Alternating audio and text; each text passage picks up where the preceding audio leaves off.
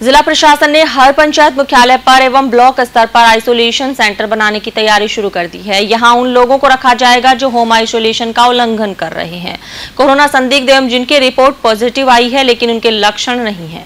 बाड़मेर शहर में महात्मा गांधी स्कूल एवं कन्या महाविद्यालय को आइसोलेशन सेंटर बनाया गया है।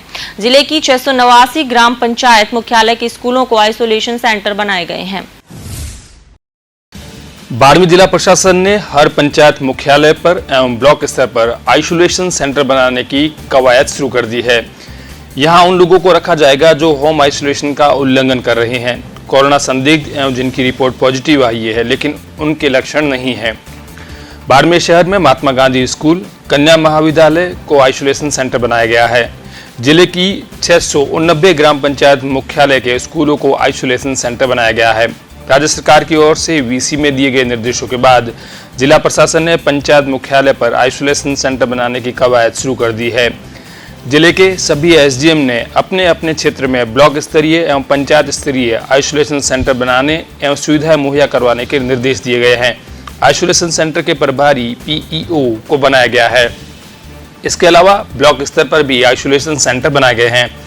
यहाँ रहना, खाना, पीने की व्यवस्था होगी। अब तक कोरोना पॉजिटिव मरीजों को अस्पताल में रखा जा रहा था, वहीं अब बिना लक्षण के पॉजिटिव मरीजों को ऐसे आइसोलेशन सेंटर में रखा जाएगा।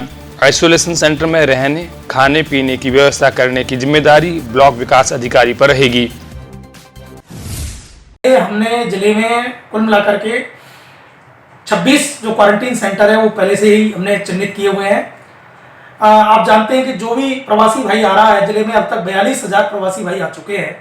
उसकी पहले जो चेक पोस्ट है उस पर उसकी एक स्क्रीनिंग होती है। स्क्रीनिंग बहुत ही इंटेंसिव होती है। स्क्रीनिंग में अगर उस व्यक्ति के अगर कोई आईएलआई सिम्टम, कोई लक्षण दिखते हैं, तब तो उस व्यक्ति को सीधे ही हम जो इंस्टीट्यूशनल क्वारंटाइन जो हमने आइडेंटिफाई किए उसमें वहां भेजते हैं। अगर उसमें कोई लक्षण नहीं दिखते हैं तो उस व्यक्ति को हम होम क्वारंटाइन के लिए भेजते हैं। फिर एसडीएम के माध्यम से उसके घर पे एक नोटिस चस्पांदी होती है। पड़ोसियों का उसमें साक्ष्य लेकर के बाकायदा एक गांव की, हर गांव में एक मौजूद लोगों की, जिम्मेदार लोगों की कमेटी गठित की हुई है। उस कमेटी की निगरानी में एक तरीके से उन व्यक्तियों को रखा जा रहा है। अगर वो किसी भी तरीके से घर से बाहर निकल करके वायलेट करते हैं तो सबसे पहले तो निगरानी समिति, इसी तरीके से हमने प्रत्येक जो गांव, राजस्व गांव है उसमें एक निगरानी समिति जो जिसमें बीएलओ है, पटवारी है, ग्राम सेवक है, एएनएम है, इनकी एक निगरानी समिति भी बनाई हुई है। मौजूद लोग और जो निगरानी समिति है वो उस व्यक्ति की दिन प्रतिदिन निगरानी करते हैं कि वो वाकई जो क्वारंटीन के जो दिशा निर्देश है उनके कहीं कोई उल्लंघन तो नहीं कर रहा है।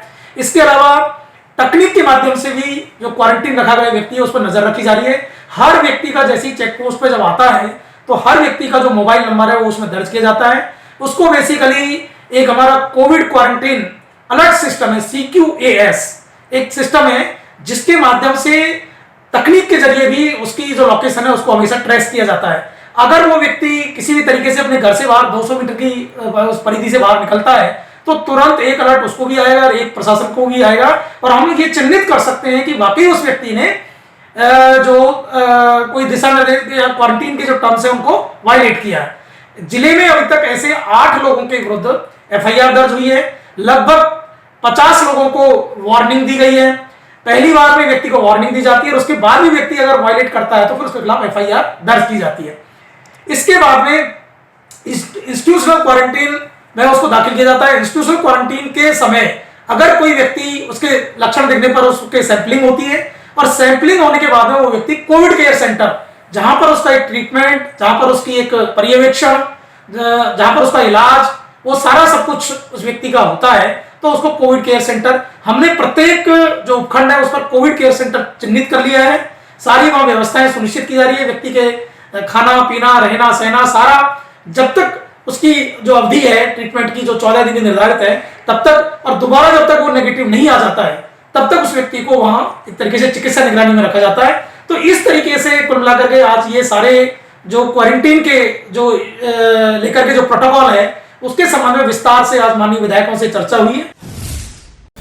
बाड़मेर जिला कलेक्टर विश्वा मीणा ने सभी एसडीएम को अपने अपने क्षेत्र में पंचायत मुख्यालय पर आइसोलेशन सेंटर स्थापित करने के निर्देश दिए हैं।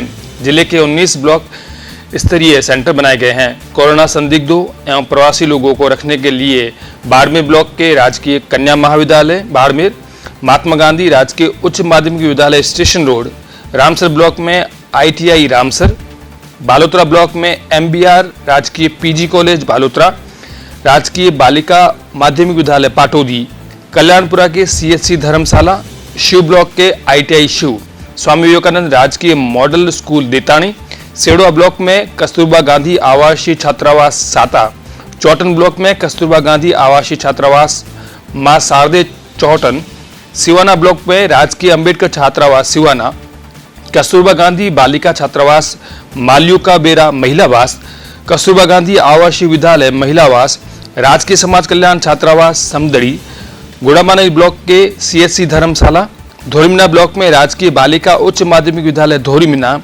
बायतू ब्लॉक में शारदे बालिका छात्रावास बायतू, राजकीय उच्च माध्यमिक विद्यालय गिड़ा एवं सिंदरी ब्लॉक के राजकीय अंबेडकर छात्रावास सिंदरी को ब्लॉक स्तरीय आइसोलेशन सेंटर स्थापित किया गया है। गुड़ामालानी से अर्जुन दर्जी और बायतू से राकेश जैन के साथ DCN न्यूज ब्यूरो की रिपोर्ट।